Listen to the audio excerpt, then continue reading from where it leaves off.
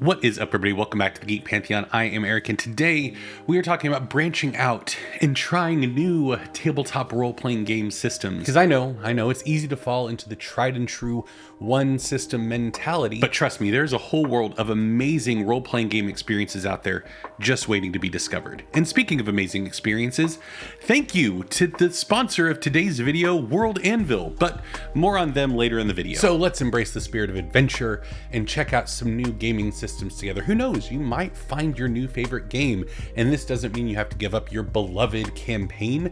I mean, we all have that character we're just a little bit too attached to, but it's important to remember that diversity is the spice of life, especially when it comes to your gaming experience. And who knows, you might find a mechanic that you want to steal for your game, or discover your concept for your next favorite character, or heck, find a new genre that you want to play in that you didn't even know was an option. So let's get started on discovering some new role-playing games, and who knows what adventures and tales we might discover along the way. Cortex Prime. Cortex Prime is a tabletop role-playing game experience that is highly modular, that allows you to pick and choose various rule sets and piece them together to create something unique and just what you want out of your gaming experience. So prior to character creation, you would sit down with your table and figure out what traits are important for your game. But the Cortex Prime rulebook makes this super simple with their use of prime sets. For example, if you want to run a superhero game, you would pick the Superhero Prime set, which puts an emphasis on affiliations and powers.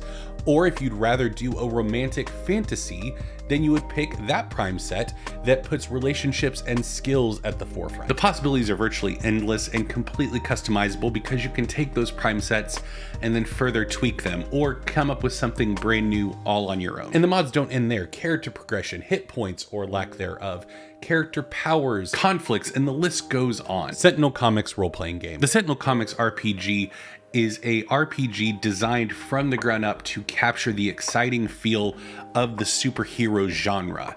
And it takes place in the fictional world of Sentinel Comics, where they create fictional stories about heroes and villains, but you may recognize the artwork and the name from the popular card-based board game Sentinels of the Multiverse. One of the key features of the Sentinel Comics RPG is their use of archetypes, which capture a type of superhero in a very easy package that you can select at character creation to cover things like powered armor, gadgeteer, detective, or you can create your own archetypes as you see fit and mix and match as you desire. But honestly, I have not had more fun with character creation in a core rulebook than this book.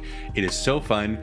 You roll, which those of you that know me know I love chaos when it comes to stuff like that. I love rolling on random tables, but the way they do it still allows you to make choices. You roll, but you still have 3 to 5 different options each time you roll, allowing for that perfect blend of randomness and choice. Additionally, a unique element of the Sentinel Comics RPG is their use of the status system that uses various levels of status that are color-coded green, yellow, red, or out, which is where you're out of the fight, but it spells gyro, and they use that acronym. But the status that you're in has a direct effect on what powers you have access to, with the more dire the situation, unlocking more powerful powers. Think of it this way. In a comic book or a superhero movie, the hero never starts off with their biggest punch. It's not until the hero is about to fall or the villain is about to succeed that the heroes pull out the big guns for one final gambit to save the day. And this role-playing game has that tension baked into it. Cypher. The Cypher system is one known for its flexibility and simplicity. And one of the key features is its use of descriptors and foci when it comes to building your character, with various options like appealing or brash as a descriptor of your character, and foci such as control animals or bears a halo of fire, informing who your character is. And in actuality, character creation just comes down to building a sentence. You look at the core rules and you go, I am a blank blank who blanks. And that's it. It has mechanics based on the words that you choose. You start off with your type, which is your class, warrior, explorer, etc. And then you pick your descriptor. What type of warrior are they? And then you pick your focus, which is what their expertise is. Want to play a brash warrior who consorts with the dead, or a doomed explorer who needs no weapon? This system has exactly what you need to make those dreams come true. The Cypher system also uses a really simple task resolution system with the roll of a d20 any ability modifiers or additional wrinkles in the scene that makes things more difficult affect the task number as opposed to the actual roll. So 9 times out of 10, whatever you roll is what you rolled. There's no additional math after you roll the dice. And the monster design system is one of the most elegantly simple things I've ever seen in a role-playing game system. This whole thing is quick to pick up and easy to learn, making it an ideal choice for new players or people looking for a more streamlined gaming experience. 13th Age. If you're like me and you miss the intense customizability of 3.5 D&D via the feat system and the dynamic combat of 4th edition Dungeons & Dragons, well then 13th Age might just be the game for you.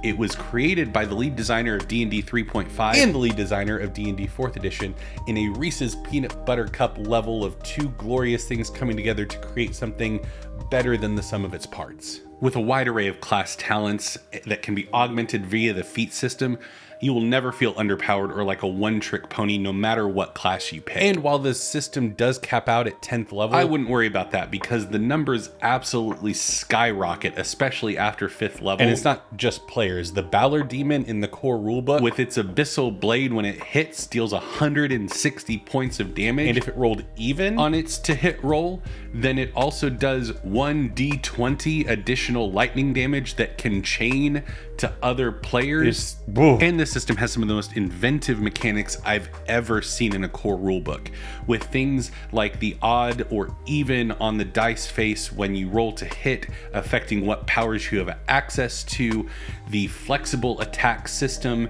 the escalation die, which I've covered in another video on this channel, and the icon system that ties your character into the greater world. Now that is one thing, is that 13th Age is built with its own game world in mind, but looking at the system, it would not be difficult at all to take the system and put it into any setting you like, just adjusting the icons to fit your world. Which fans of the channel will note that I recently started my own home game with my own homebrew world, and I would be totally lost without today's sponsor, World Anvil. I've been able to document major powers, political factions, friendly townspeople, and session notes all in easy to find spots. With 25 world building templates, interactive maps, and the most extensive character management system out there. No matter what system you're using, World Anvil will elevate your game. And if you're playing the system that focuses on collaboration between the players and the GM, World Anvil also has you covered there, because they allow you as the GM to give your players access to certain parts of the world to update it themselves with their own characters' antics that have affected your game world in totally planned and predictable ways. Sign up at worldanvil.com using the code TGP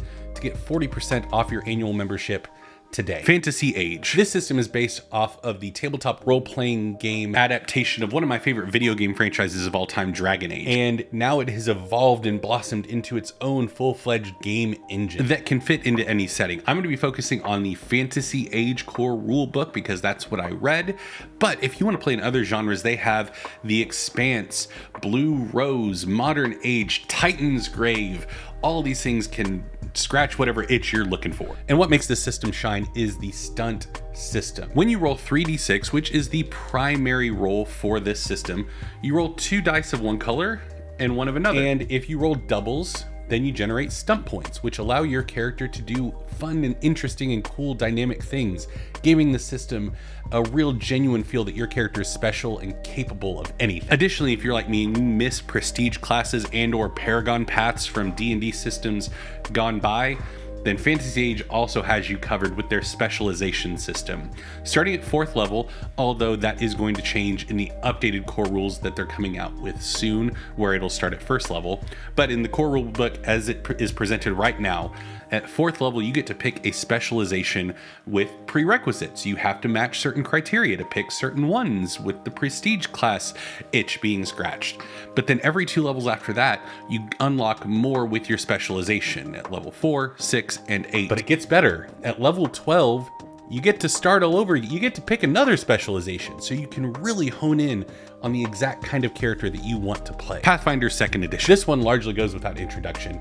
It's D&D's biggest competitor. And I mean biggest literally, because the core rulebook is over 600 pages. It's a thick boy. But for many people, that is a feature not a bug. If your table is looking for a system that has you covered when it comes to the rule set, then Pathfinder is exactly what you're looking for. The rule set has been lovingly crafted to make sure that you as a GM and your players are never left wondering, how does this work in the game world? Additionally, if you want supplemental content for your game, then Paizo is the company that you want to leap headfirst into their ecosystem. With additional splat books for player options, world building books, additional accessories like their pawns that you can get instead of minis, or the adventure paths if you want to be able to have stories delivered to you on a silver platter. And all of these things are of the highest quality. Genuinely, if you're looking for an ecosystem to like just relish in all of the stuff that you have to play with, can't get much better than Pathfinder. But even outside of how great this system is on paper, it's also a lot of fun to play. The 3 action economy system allows for a good deal of flexibility and allowing each player to really kind of figure out fun and interesting ways that they can interact with the world, with your monsters, with your various encounters. And I've done a video on this channel before on how the influence system can really elevate social encounters. But if you have experience with any of these tabletop role-playing game systems firsthand, let me know down below. Or is there a game that I missed that I should have brought up? Let me know down in the comments. Huge thank you to today's sponsor, World Anvil. And if you want to know how Pathfinder's influence system can raise your social encounters to the next level, check out the video right there.